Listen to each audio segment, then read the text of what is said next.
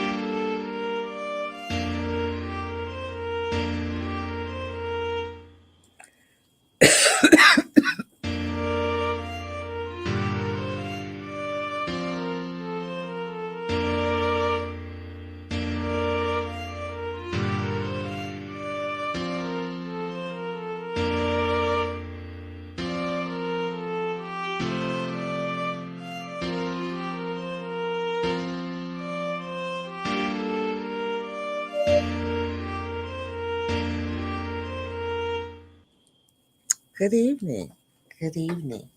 And welcome to Sweet Blessings, the Anna L. Brothers Show and Podcast, where we inspire, encourage, and empower people to live a healthier lifestyle.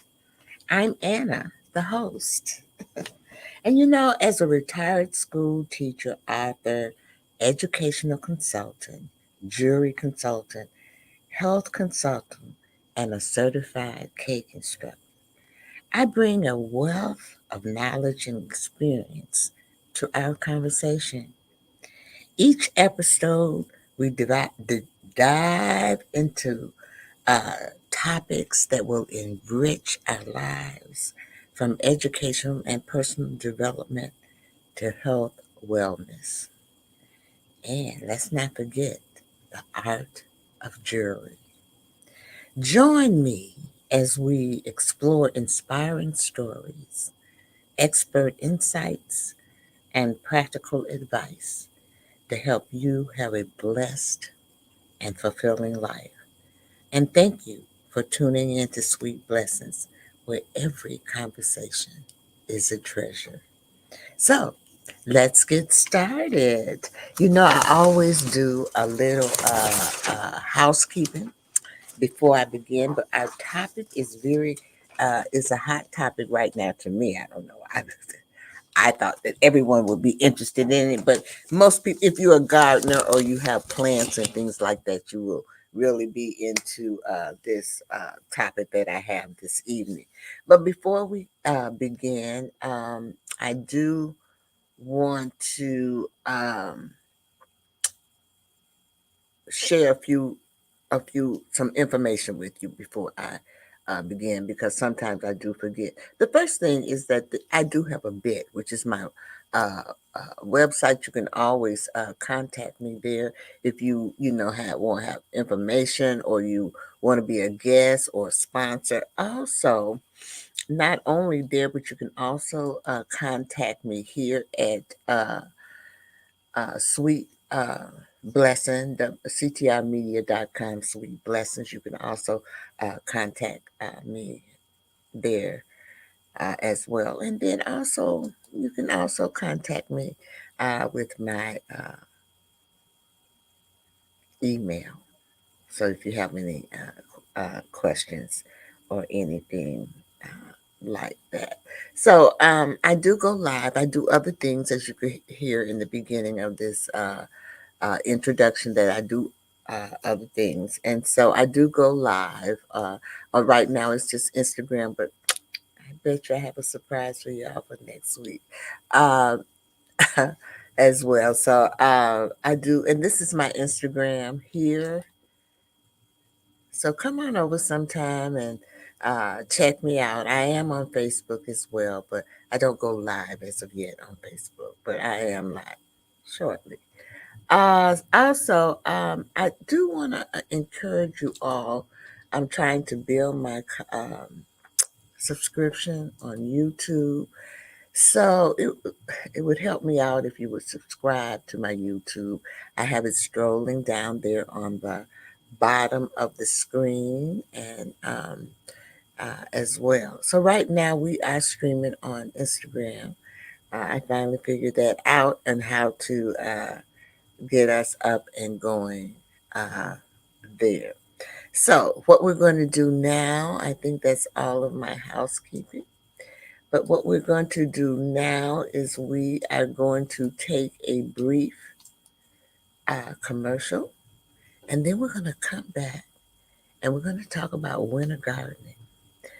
And I'm going to tell you why this topic, it interests me. I don't know if it interests you. I went to this, uh, I've always been into science, okay? So I went to this workshop at the library. At my library, they give free workshops. And this particular one, it was on garden in containers. And I don't mean like different pots and stuff like that, but just milk cartons. It was just fabulous. Okay. So, but she talked about she planted her garden in the winter as well. So this year, that's what I am going to try and do is have a winter garden. And so that's what we're going to talk about when we come back from from this commercial. I don't want to get into it uh, too much, but we will. Here we go. CTR Media Network is now accepting new podcasters to join our growing network that's reaching 350 million global listeners. Have you heard? CTR Media Network offers podcast production, podcast training, distribution, and product placement. Book us for your next event or schedule an interview with CTR Media Network podcasters today. To learn more, go to ctrmedianetwork.com. All right, we are back. I'm Anna. I am your host of Sweet Blessings, the Anna L. Brothers Show and Podcast. And this evening, we're talking about winter garden across zones. It's a guide to cold hardy crops and greenhouse success from the Midwest to beyond. Now, as I was doing this research for this, it was so much information that this is part one, and we're going to have part two uh, next week. And next week, I'm going to kind of talk on it's going to be the same thing, but I'm going to talk on when you should start planning this. And I'm going to do, the country is divided into growing zones. If you know anything about the almanac or anything about the growing season. And so, in order for me to be thorough with this, I live in the Midwest, but other people live other places. And so I wanted to make sure that I was able to cover all of the zones. And that's what made it um, kind of extensive where I had to do two parts. And also, I'm also going to tell you what to plant, according to uh, the research and what it's saying that these are good things that you can plant as well. And I'm going to be trying it myself as well. I'm going to start, in fact, I'll be starting next week because it says you should, well, in the Midwest, I can only tell you about the Midwest right now, is you should start planting your things in late August and early fall is when you should plant those things. And so I'm I'm going to attempt it, you all. That's all I can say. You know, we have to do that. So let me bring up my presentation here on Winter Garden, a guide to cold hardy crops and greenhouse success from Midwest to beyond. So I'm also going to talk a little bit about greenhouses because you see those, and there are different types of greenhouses, and that's why it's such an extensive uh, it's such an extensive uh, research that I did to prepare for this. So I want to just dig right in, okay? So the first thing I want to say is a winter garden involves growing plants during the colder months, either outdoors with protection or indoors. It allows you to continue cultivating vegetables, herbs, and flowers when temperatures drop. Mm. So, here is the cold hardy plants. So certain vegetables and herbs thrive in cooler temperature. Those are like vegetables like kale, spinach, carrots, Brussels sprouts, and cabbage. Also, the herbs in that category would be parsley, cilantro, thyme, and sage. Now, as a gardener, and I'm not an experienced gardener, I'm really a neophyte. I did a little gardening before I retired from teaching, and then I kind of got a little bit more into it after I retired from teaching. But I will tell you that it has been a trip, and it has been an adventure of trial and error for me. And I'm sure it's like that for everyone else. So I have never tried to plant kale, but spinach, yes. Carrots, yes. Uh, and cabbage. Now, I'm going to tell you honestly, I have not had any success with those items except for the cabbage. And the cabbage that I did have a little success with, it was one of those that was purple. And oh, it was gorgeous. I just so happened to pick it up and plant it in the front, and everybody was coming about talking about this purple cabbage. Okay, I didn't eat it, but it was very decorative. And I want to let you know that some of these plants can be decorative. Then I couldn't find that purple cabbage again, so I found a catalog where I could order it. So I'm going to try it uh, this time. Now, the Brussels sprouts I have never done. The parsley and the cilantro and the sage, yes. I probably have a story for you for all of this. The parsley, it looked like both of them, the parsley, because the parsley and cilantro are of the really basically of the same family. And both of them I planted, and it just looked like I didn't was not having any success with it. And but lo and behold, the next year, guess what came up? The parsley and the cilantro. I didn't even have to plant it; it just came up.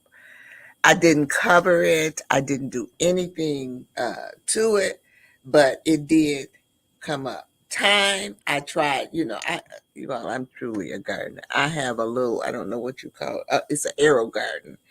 And I do my herbs and things like that on inside. And I'm going to talk a little bit about inside garden because I am a firm believer you are what you eat. And the things, if possible, we all got to go to the grocery store. But if you can uh, plant your own food and eat your own food, it is much more healthier. I did a little thing on YouTube about the 10 steps of why it was important to have a garden. And you don't have to have a big garden like the one I have in this picture here. You can have just a small garden. And so that's what my arrow garden is with my herbs. And I plant it and it grows, and then I switch it out with different other type of herbs. So I always have different types. And sometimes I dry it out. Sometimes I cook with it. Sometimes I dry it out and I save it. Now, I have sage outside. I don't bring it in, but it grows. It's a perennial and it comes back every year. I give everybody sage. Um, because doing things a given time, most people make dressing and stuff like that. And so what I do is I dry it out and I crumble it up. I don't ground it. If you want it ground, you have to ground up your own, but I crumble it up and then I give it out, you know, just give it. I can't use it all, so why not give it? And so that's what I do. So I'm telling you, these are some of the things but there are others. And as we get into this, you'll see that there are you'll see other cold-hearted plants that you can also plant. And let me go back because you know what? I want you to look at this because I'm going to talk about um, this picture of different uh, coverings that you would do for your garden. Now, this is a winter garden, and as you can see, they have covered it. They also have this little, I call it a house here, and it's going to be called a greenhouse. And we're going to talk about that. But I wanted to bring that to your attention in this picture as we move on. All right. So the next one is using greenhouses or cold frames. Now, greenhouses, and that's what I just showed you was that greenhouse. Greenhouses and cold frames provide extra warmth and protection, extending the growing season. They capture sunlight and trap heat, creating a microenvironment for your plant. So here is what is called a cold frame. So it's a plant boxes. Mm, the boxes that you plant your flowers in. Now I have a little circle out there. Each year I do something different.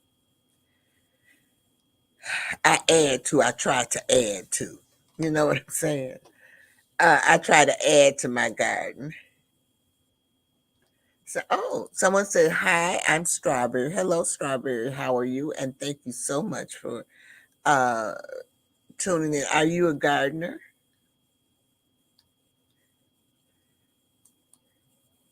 Just curious, were you a gardener?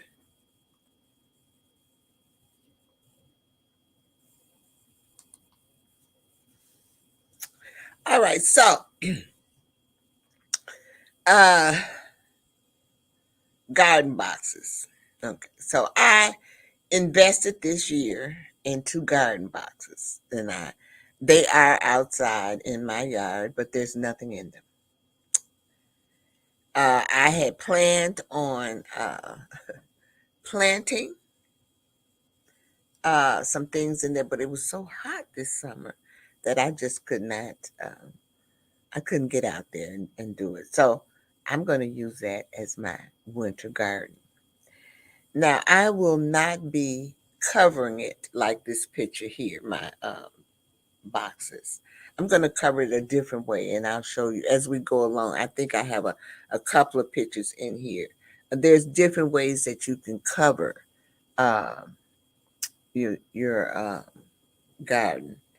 And I don't have a greenhouse. That's my next thing that I want to get. And I plan, you have to budget your budget.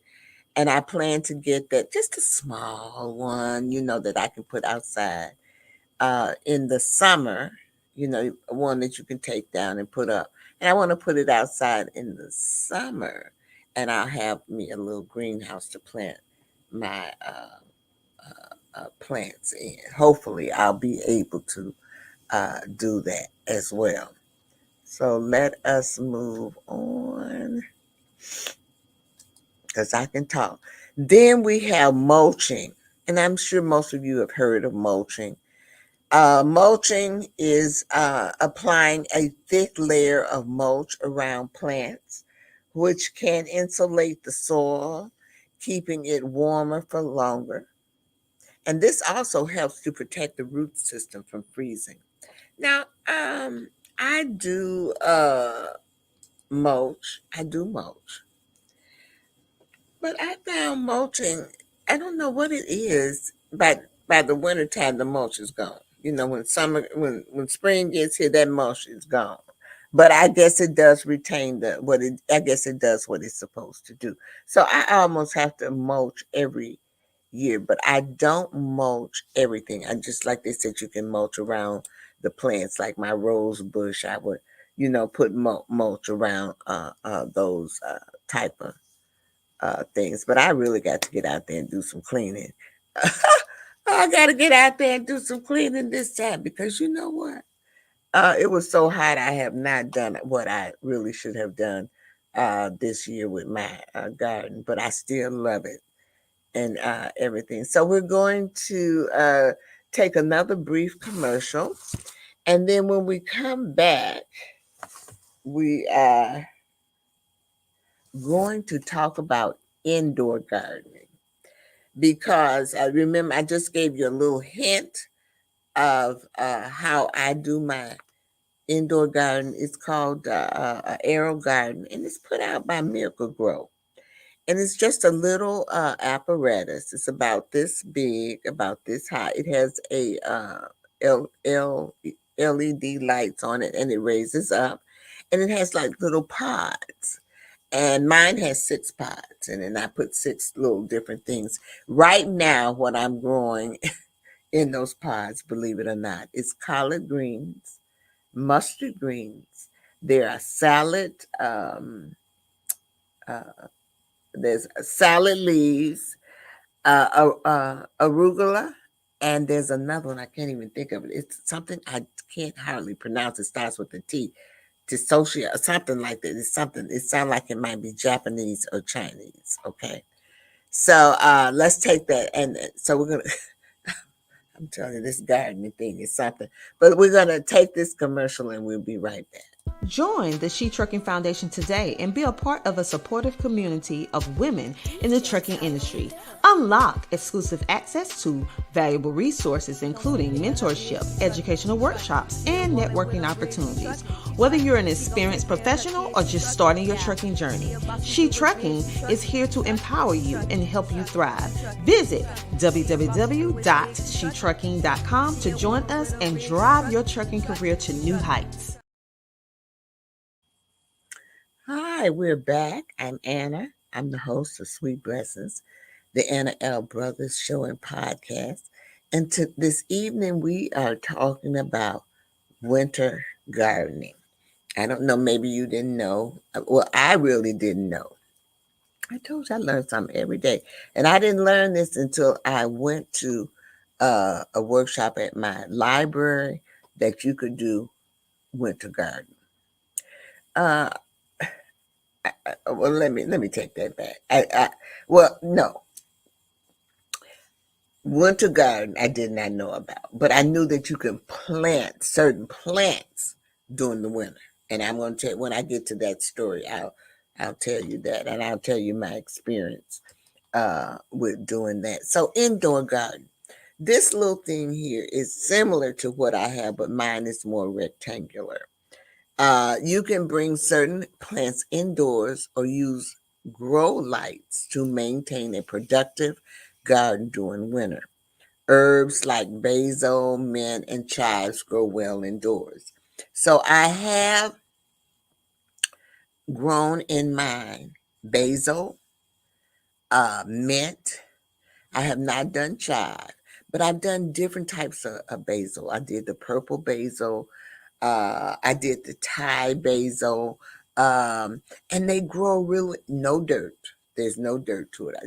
Maybe I failed to mention that it's all water, and these grow in water, so you don't have all that mess and and all those things. That's what I love about it. So this was just really, and then this one here is also excellent for the classroom. Oh, for to demonstrate plants and the plant life and everything, and the children can actually watch the plants coming up from the pods. So it's just an excellent um, invention that they thought of. I think. Oh Lord. All right. Now, the next thing I want to talk about is I'm looking at my notes is planting timeline. So most of the time, and this is what I say, I couldn't get into this. So you want to begin planting cold, hardy crops in late summer or early fall to establish roots before the first frost. You want to get them in so they can, establish themselves as well. So you put the seeds in so they can grow a little bit. That's all it is saying. Some plants, like garlic, are typically planted in fall to be harvested by the spring. The following spring. Somehow or another, that picture's up there covering up my words, but that's okay. I know what to say. Okay, or summer. Now, let me tell you about garlic because that's one of the plants that I did plant. My mother was well, long story short, I grew up in the South. And in the South, we always had gardens. We ate off of the land. And we had uh, fruit and vegetable garden. We even had fruit trees, walnut trees, all those type of things. And also, we had different gardens. So my mother was always kind of in the garden. We live in the city, so it's not that much, garden we could do. It's just here since I got out that I learned you could do container gardens where you can grow to make tomatoes and all that stuff. So this is new to me as well. But I did plant garlic. She convinced me to plant garlic. And I'm going to tell you all that planting that garlic was like a baby. You got to nurse it. Garlic is one of those things that you plant in October. October is when you plant that and you leave it there. And early spring is when you when you dig it up because it is a bulb plant. And when you dig it up, it's got to hang, it's got to dry out. I'm telling you, it's like nursing a baby. But lo and behold, I have not done it since then. But this year, I am going to plant garlic. I'm going to do that garlic in honor of, in honor of my mother, you know, because it was through her love of planting and flowers. I think that I inherited, and I want to say that my daughter, I think, is going to inherit it uh, uh, as well. So that is my story about the garlic. But I'm going to tell you, definitely going to be planting garlic this year because you don't have to plant it until um, October.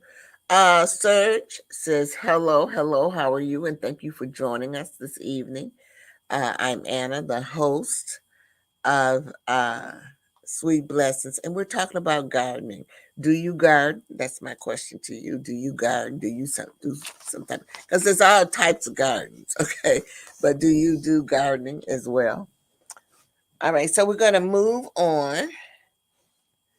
I dropped my paper so I don't.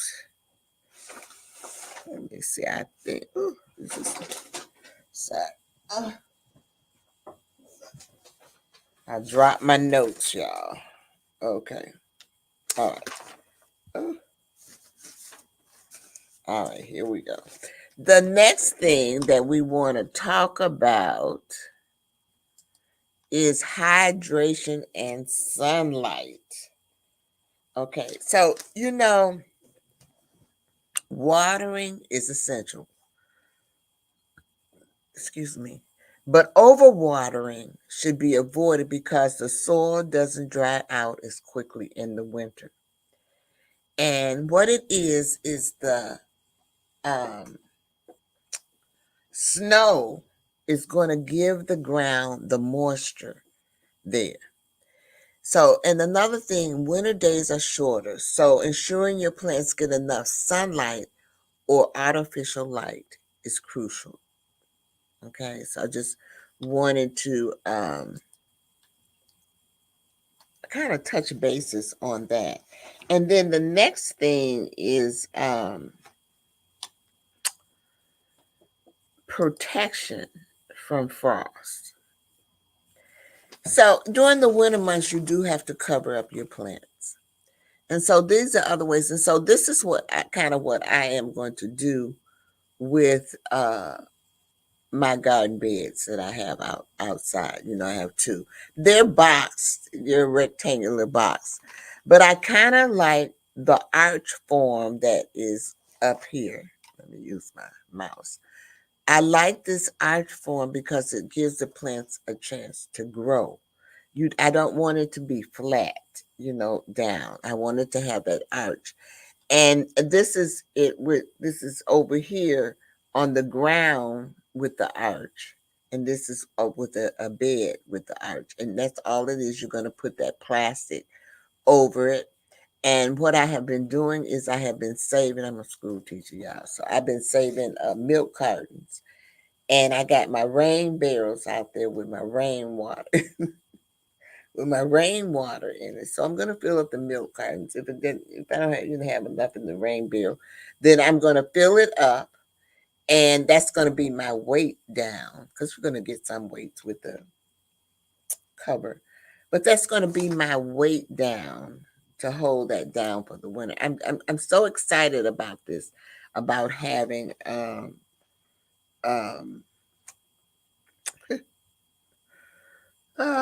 doing a little gardening in the winter. So you always want to cover, whether you cover it. And I know maybe some of y'all might remember they used to wrap or cover rose bushes with a blanket and then put a barrel over. I don't know if y'all, but all of these things kind of, I guess, kind of stem back. Now, we are going to, and I want to reiterate that winter garden can be highly rewarding, allowing you to enjoy fresh produce year round. That's important, year round. So you're not dealing with that insecticides or anything. And my herb garden, I'm watching it grow. There's no insects or anything. I'm learning a whole bunch of stuff, y'all. Because, I compost too. Because that helps you in your planning. But that's another day and another time when I'll talk about compost and how you can go about and do compost, in your home. I do it in my home. It's real simple. And like I said, I'm really very much into the science. I always have been. And so I do participate and go to certain workshops like the University of Illinois Extension. They have a great program where you can learn different things. So that's where I learned the compost and how to do that as well. So let's take that brief commercial real quick. And then we are going to come back, and I am going to give you some examples of those cold-hearted plants that you can plant in the winter.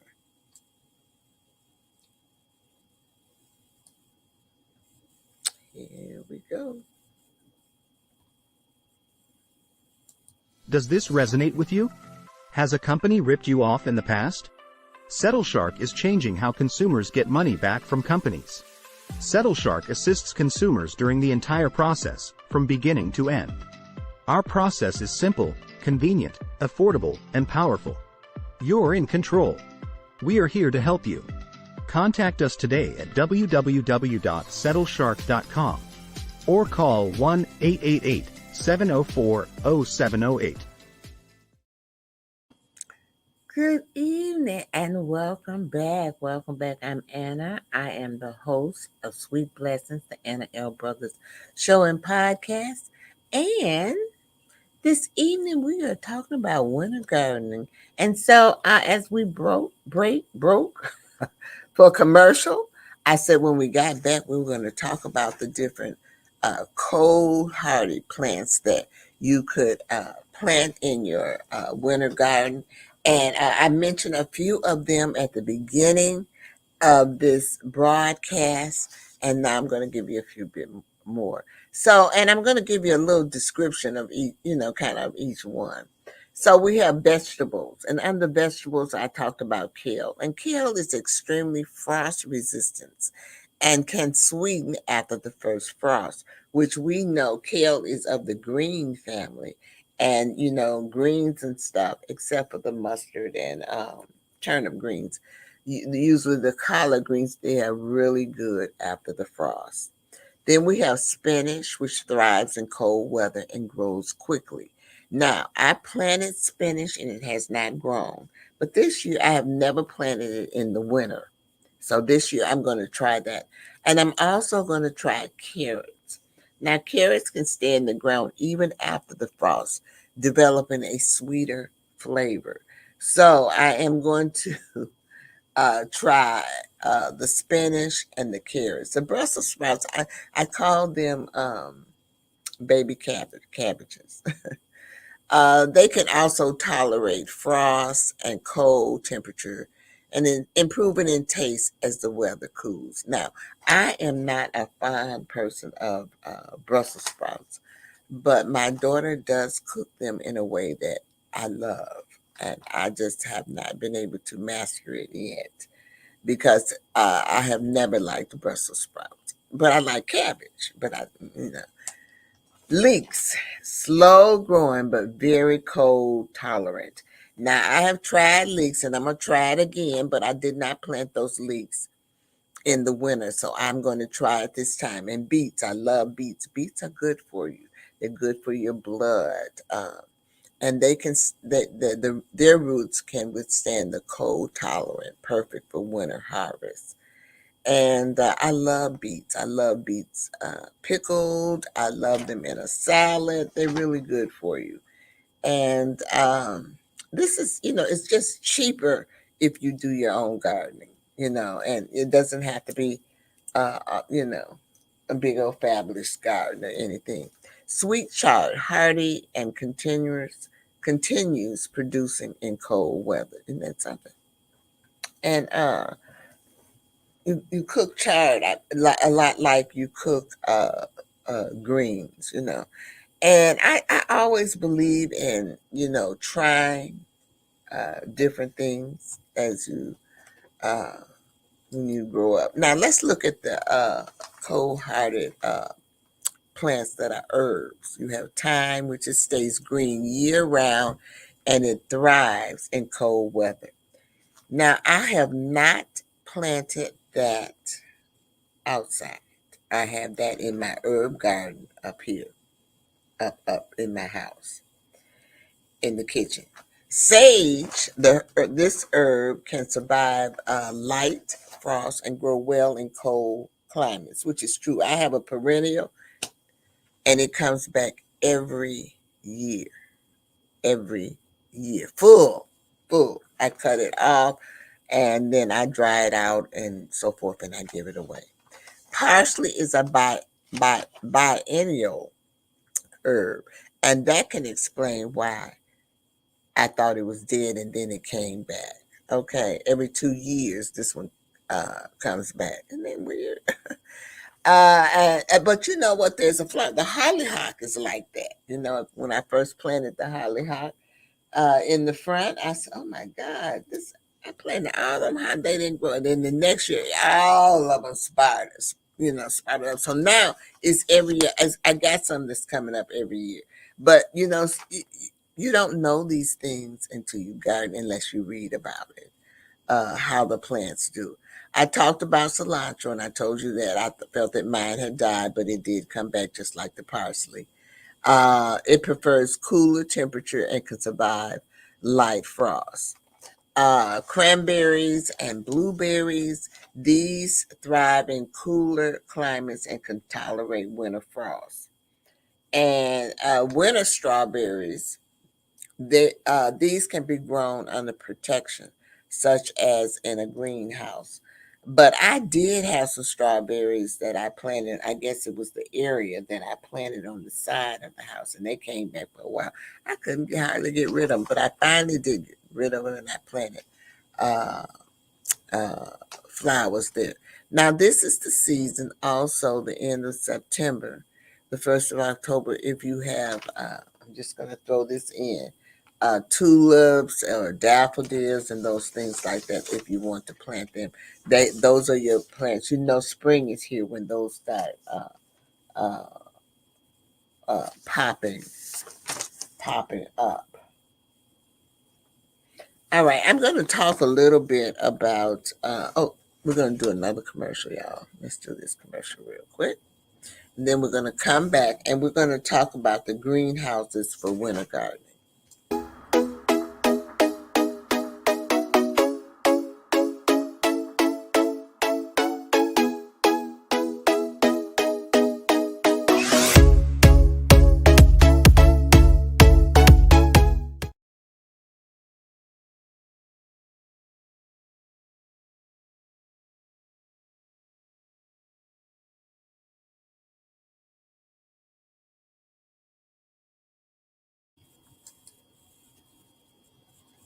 All right, we are back. And I am Anna. And we are going to talk about greenhouses.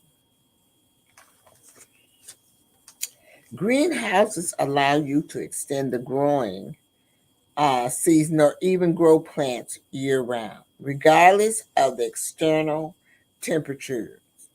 Now, the first thing is heating the greenhouse.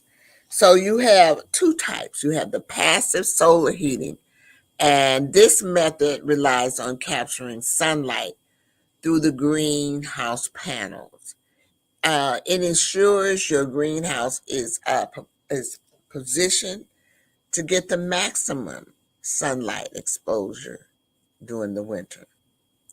Supplementary heating depends on your climate. You may need to add a small heater or a heat lamp for particular cold nights. These are energy efficient options like propane heaters, electric heaters, or even composting to generate heat. You all didn't know that, did you? Okay. The next thing is ventilation and humidity control. So you want to have the proper ventilation is key to prevent mold, mildew, and disease. Greenhouses can become humid, so ensure you use vents or fans to circulate the air. And then we have automatic vent openers. Um, vent can help maintain the optimal temperature by opening windows when it gets too hot inside during the day.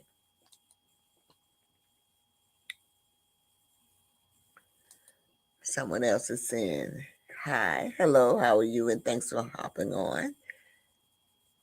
Do you garden? I was asking everybody here, do they garden? Do you garden? All right, let's move on to the next one. And insulation. Um, it seems like such a lot, doesn't it? Remember what I told you when I was doing the research on it? That's why I couldn't, it was just too much because I don't want to keep you on no more than, 45 minutes to an hour. So, insulation.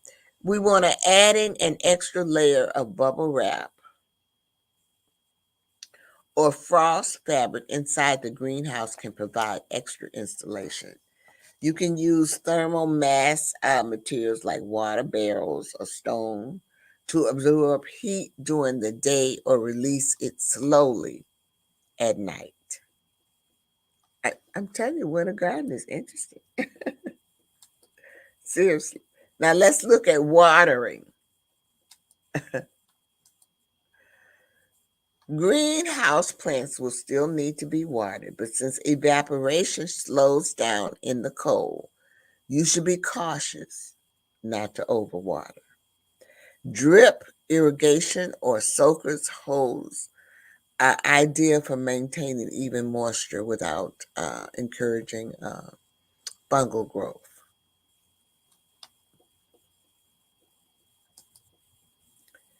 Greenhouses for winter gardening.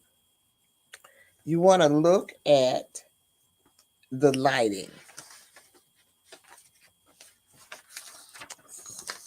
I turn my notes over. So winter days are shorter. So using grow lights or LED lights can supplement the natural light. And then you want to focus on full spectrum lighting to mimic the sunlight. All right, so now we are going to take another brief break, y'all. And we are going to come back and I'm going to tell you about the different types of greenhouses because there are several different ones that you can possibly utilize.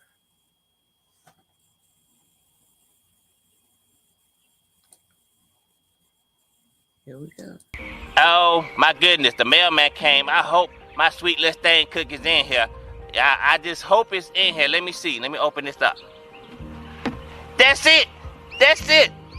Sweet little thing cookie. That sweet little thing cookie. Oh, I'ma have me a ball now. Let me just get this right here. Little thing cookie. That sweet little thing cookie. Oh yeah. I finally got my cookies. This sweet little thing cookies. Oh yeah. I'ma have fun.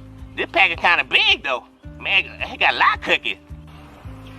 Oh yeah, this the best day ever. I'm trying to tell you, I got my cookies, and I'm gonna eat these cookies, and ain't nobody gonna stop me. Wait, what? Marie, what you doing, man? You can't have those cookies right now. I'm sorry, we about to eat dinner. Once we finish dinner, then you can have those cookies. Go ahead, put them up. Go ahead, put them up. Are you serious, bruh? I got sweet Lestain cookies, and now I gotta wait for dinner? Fine, can I at least look at the cookies? Thank you. Oh my goodness, I have waited all this time now. I gotta do all this. Fine. Oh yeah. I got my hands on some sweet Lestain cookies. But I can't eat them right now because bruh talking about I gotta wait to dinner. Okay, I'ma do that. But once I finish that, it's gonna be on, y'all. All right, we are back. I'm Anna Brothers. I'm the host of Sweet Blessings, the Anna L. Brothers Show and Podcast. This evening, we're talking about winter garden, and we're just finishing up on greenhouses for winter gardening. And now I'm going to talk to you a little bit about the greenhouses type, because there are three types of greenhouses. We have the cold frame. It's a simple, low-budget solution for extending the season.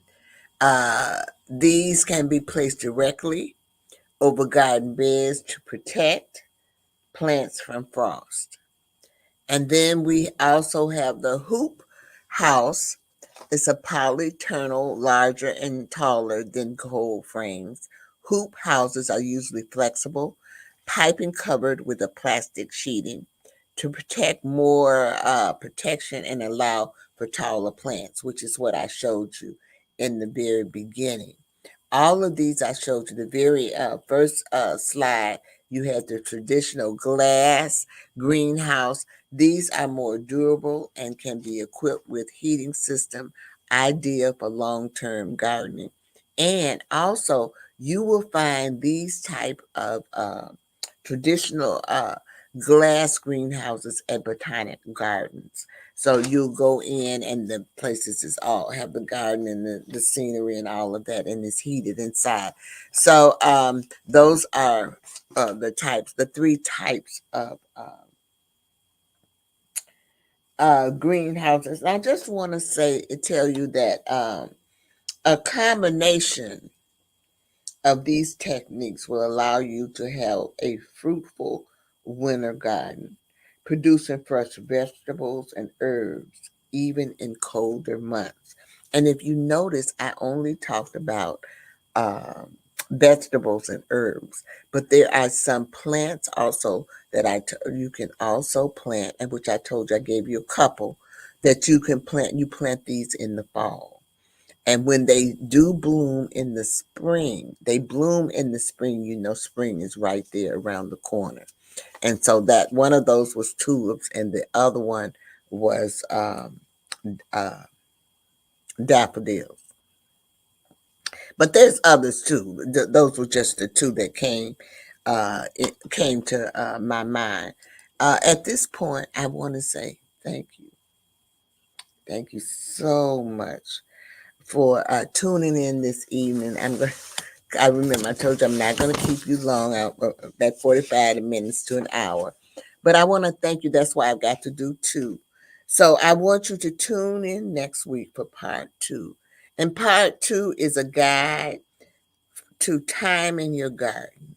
When do you plant your garden? What uh, plants or what zone do you live in? And so I'm going to talk about that because there are zones. And sometimes if you um, pick up a packet of seeds, it'll have on the back the zone. And so I'm going to talk a little bit about that zone.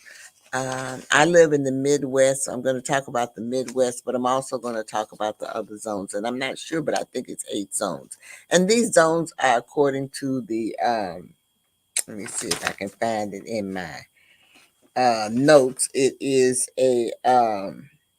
according to the USDA, the United States Defense, I think that's what they call it, Association. Hardiness zones. That's what they call them, zones. But I have a little bit more information for you next week on that. And I just want to say this to you before I leave. Uh, there is some upcoming events. I always showcase this. Most of these they are not in the Chicagoland area, but you might be in this area. You don't never know when you might be someplace. So this one here is happening, I believe, in North Carolina. It's a virtual summit. She is part of our CTR Media Network, and these are her speakers. Her information is at the bottom if you want to contact her about it. It is a free event, and she's doing some really wonderful things. And then the other one is the CTI Virtual Top Podcast Awards. Yours truly is being honored. It is free. By all means, please register for it. I would love to have some of my friends and families to attend, and some of my supporters as well. So I will be receiving this July 30th, September 30th. So yes, a top podcast award. And then I'm not sure how many of us it is, but I'm honored. I'm really honored to be a part of the CTI Media Network. And you know what? I always tell people, you just never know um, what God has in store for you, and you just take each day. And he's given me the opportunity to showcase my gifts. So I want to again say thank you, thank you, thank you. And I hope that during this broadcast or this episode, I hope that I have inspired you. I hope that I have encouraged you. And I also hope that I have empowered you to live a healthier uh, lifestyle. So I always end with my 3 L's: live, love, and laugh. So the first one is you're going to live your life. Make sure you live your life to the fullest, y'all. Life is short. Here today, gone tomorrow. Get some enjoyment out of it. Be happy. The second thing is you're going to laugh. Laughter is always good for the soul, so make sure you find some part or somewhere in your day to have some laughter. And you can also share laughter. Make somebody else feel good. And then the last thing is love. Make sure you love. Love is so important. In the Bible, it says that you should love everyone. But the most important person to love is yourself. So remember self-love. Never ever forget about yourself. Show some act of kindness this week, and hope to see you next week for part 2. This is Anna going on. Have a great one.